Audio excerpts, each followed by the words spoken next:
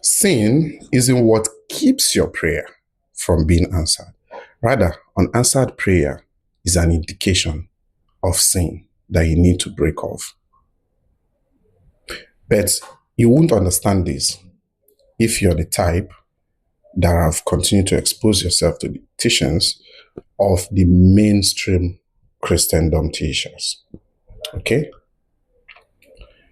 But if you understand the deeper meanings of the Bible teachings, which is psychological, you will understand what I am trying to say here. And we're going to reveal it to you. My name is Abuchi from the Deaf Foundation, a non-religious organization that teaches the Bible as a map of inner transformation. By that, we mean that the teachings of the Bible are the psychological drama that is taking place in your consciousness as we speak.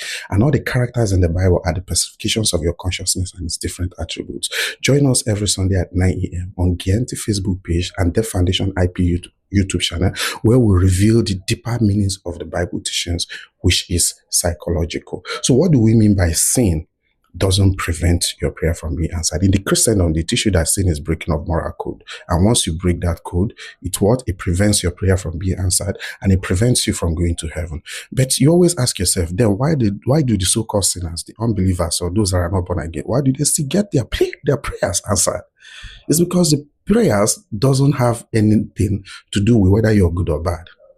It simply means to miss the mark if you look at it from the original meanings of the Bible teaching, where the definition of sin means to miss the mark. And what is to miss the mark? To miss the mark is simply speaking that you have not achieved your goal, you have not achieved your heart desire, you have not achieved your dream. It means that you have not bettered that thing that you want to bet in your physical world and experience. That's what it means. If you're not doing that, you've missed the mark.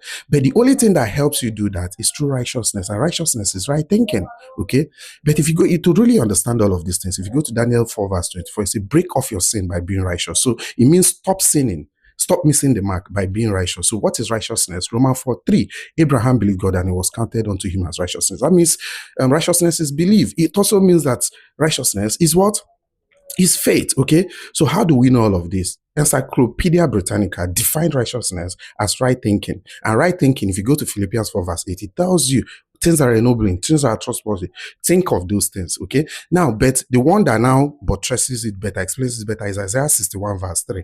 Okay, give joy for what? Give the oil of joy for mourning, give beauty for ashes. So replace all those negative thinking with positive thinking. Once you're doing that, you're being righteous and you're breaking off sin, because it's replacing those things that leads you to your dream, betting it in your world, and that way you experience it, and that way you've been righteous, and that way you have not sinned.